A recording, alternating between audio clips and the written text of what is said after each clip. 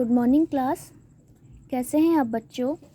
तो आज हम आपको पढ़ाएंगे काव्य सौंदर्य के तत्व। काव्य सौंदर्य के 3 तत्व हैं, रस, छंद, अलंकार। तो सबसे पहले हम आपको पढ़ाएंगे रस। रस किसे कहते हैं?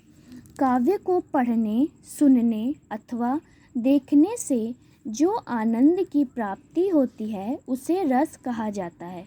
तो काव्य को पढ़ने, सुनने अथवा देखने से जो आनंद की प्राप्ति होती है उसे रस कहते हैं। रस को काव्य की आत्मा कहा गया है। रस स्थायी भाव, विभाव, अनुभाव और संचारी भाव के संयोग से अभिव्यक्त होता है।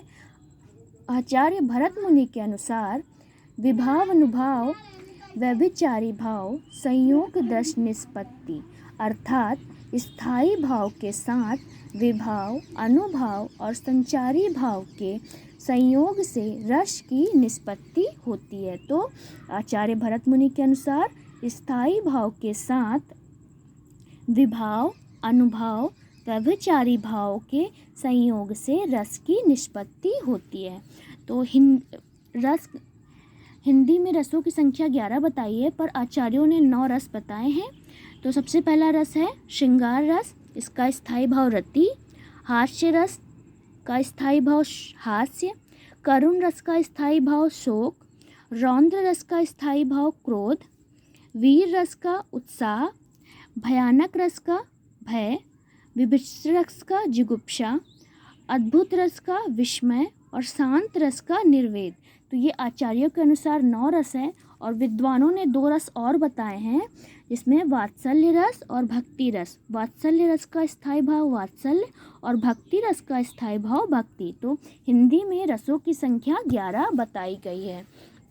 अब आपके कोर्स में यहाँ पे तो 11 बताए गए हैं, पर आपके कोर्स में श्रृंगार रस, हास्य रस, वीर रस, शांत रस और करुण रस दिए गए हैं। तो सबसे पहले हम आपको श्रृंगार रस पढ़ाएंगे। श्रृंगार रस का स्थायी भाव रति है। श्रृंगार रस का स्थायी भाव रति है। यहाँ पे हमने बताया था कि श्रृंगार रस का स्थायी भाव रति है, तो यहाँ भी बता रहे हैं कि श्रृंगार रस का स्थायी भाव रति है। नायक और नायिका का रति भाव, मतलब नायक और नायिका में जो प्रेम होता है उसे श्रृंगार रस कहते हैं। श्रृंगार रस के 2 भेद हैं, संयोग श्रृंगार और वियोग श्रृंगार। तो श्रृंगार रस के 2 भेद होते हैं, पहला है संयोग श्रृंगार और दूसरा है वियोग श्रृंगार। संयोग श्रृंगार नायक और नायिका के मिलन का वर्णन संयोग श्रृंगार कहलाता है। तो नायक और नायिका के मिलन का वर्णन संयोग श्रृंगार कहलाता है। बतरस लालच लाल की मुरली धरी लुकाए, सोह करे भौहन हंसे देन कहे नटी जाए। तो इसका एग्जाम्पल है संयोग श्रृंगार का। बतरस लालच लाल की मुरली धरी लुकाए, सोह करे भौहन हंसे देन कहे नटी जाए। आपको इसके अलावा कोई एग्जाम्पल मिलता है तो उदाहरण मिलता है तो आप उसको भी लिख सकते हैं। वियोग श्रृंगार जिस रचना में नायक और नायिका का मिलन का अभाव रहता है और विरह का वर्णन होता है। तो मतलब मिलने का तो अभाव रहता है, पर फिर विरह मतलब दुख होता है, मतलब नायक और नायिका के मिलने का अभाव भी रहता है और दुख भी रहता है, तो वहाँ पे वियोग श्रृंगार होता है।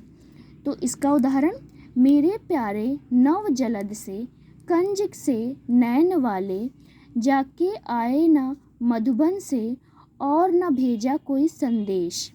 मैं रो रो के प्रिय विरहा से बावली हो रही हूँ, जाके मेरी सब दुख कथा श्याम को तू सुना दे। इसके बाद आपका है हास्य रस। हास्य रस का स्थायी भाव हास्य। जब किसी को देख के, मतलब किसी के विचित्र रूप, वाणी आदि को देखकर हमारे हृदय में जो हास्य का भाव उत्पन्न होता है उसे हास्य रस कहते हैं। इसका उदाहरण, विंध्य के वासी उदासी तपोवृतधारी, महाबिनु नारी दुखारे, गौतम तिहि तरि तुलसी, सो कथा मुनि भय मुनि वृद्ध सहारे। है शिला सब चंद्रमुखी, परसे पंदजुल कंज तिहारे, कीन्ही भली रघुनायक, जू करुण करी कनक को परु पंगु धारे। तो बच्चों आज के लिए बस इतना ही। 2 रस हमने पढ़ा दिया है, 3 रस हम आपको कल पढ़ा देंगे।